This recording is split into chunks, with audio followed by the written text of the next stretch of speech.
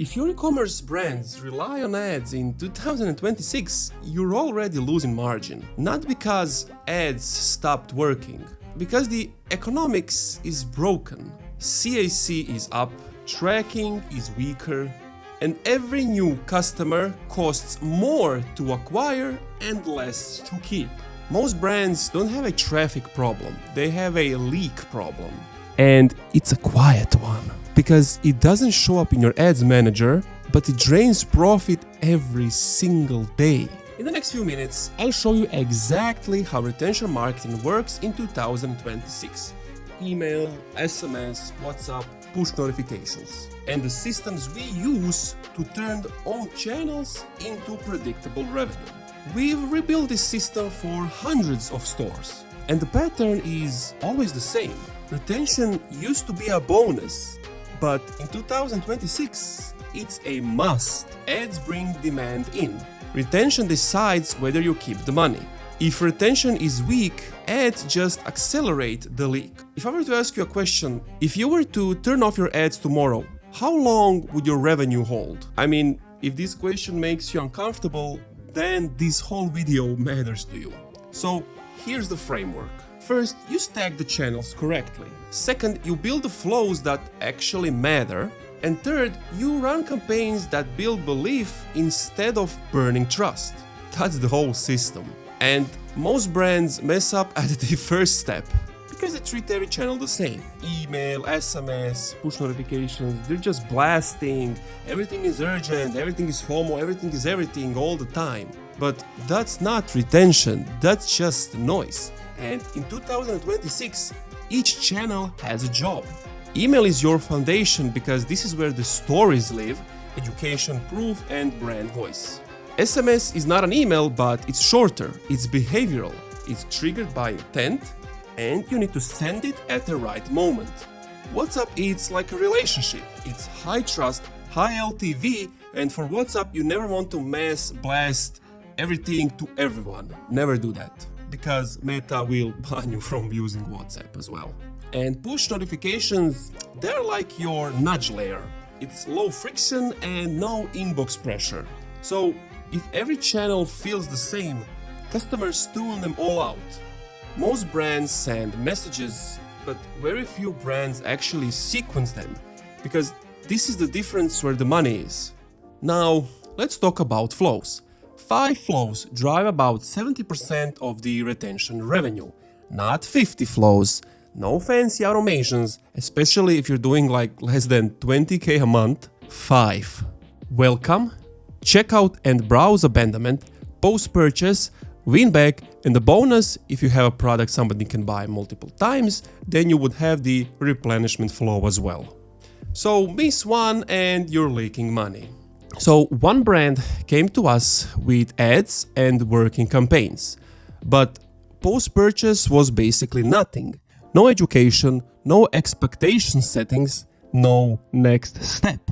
They were treating customers like transactions, which, okay, but like if you want them to buy lots of times over multiple months and years, you do not want to treat them just like a simple transaction. So let me go back. That one blind spot was costing them over $120,000 a year. A year! So we only rebuilt that one flow. It was the same traffic, same ads, same product. And that specific flow revenue went from $543 to $16,000. Nothing magical happened. They just stopped wasting attention they already paid for. Like, pause here and think about for a second. If your flows generate less than 20-30% of your retention revenue, your system is broken. That number tells you immediately whether your system is working or not. Now let's talk about campaigns. Now you might think that discounts feel like they're working until they just stop working. And the issue is because you train your customers to wait for the discount, and they only buy when there's a discount, which crushes your margins and it destroys the long-term trust. Like, why would you buy from someone if you can just wait, because you know eventually they will have like a 50% off. But in 2026, you need to think about campaigns this way. So you need to educate your customers. You need to use cases, behind the scene, stories. You need to have like some founder perspective campaigns, because campaigns don't create demand. They activate demand that already exists. Also, for one brand, we ran campaigns for 30 days. No discounts, no fake urgency, no fake scarcity, and they still generated $46,000 without discounting anything. Because pressure only converts once, but trust converts repeatedly.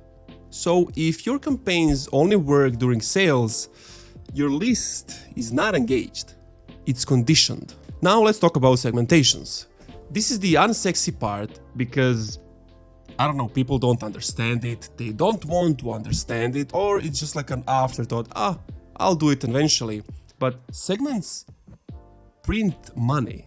Because if you don't segment, you don't land in the primary inbox. So before we started working with this one brand, they told us, email and SMS marketing, it's dead, it's saturated, it doesn't make us any money. And I was like, it's not dead.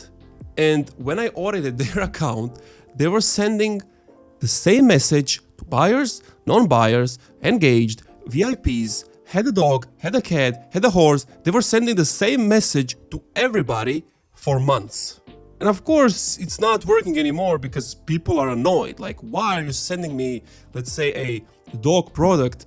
I have a cat, I don't care. We went in, we fixed their segmentation, we started targeting people who actually care and want to hear about certain things, and magically, deliverability recovered, engagement jumped, and the most important thing is they started making more money from campaigns, and their retention went from around 10% to 33% in just 14 days. It's the same list, but it's a different respect for attention.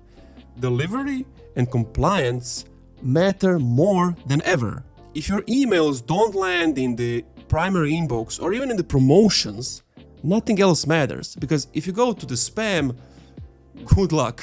So what does matter in 2026? Well, consent matters, quiet times matter, and truthful claims matter.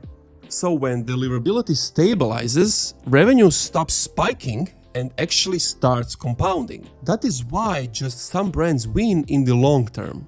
So let me give you a quick recap. So use all of these tech channels intentionally and think about what you're doing.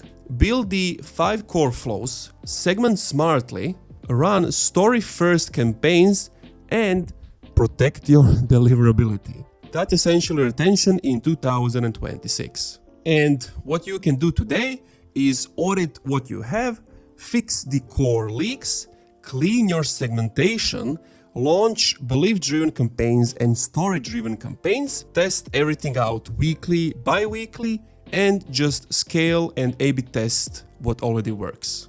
If you want us to do a retention audit of your e-commerce brand, let's chat. You can book a call using the link below in the description.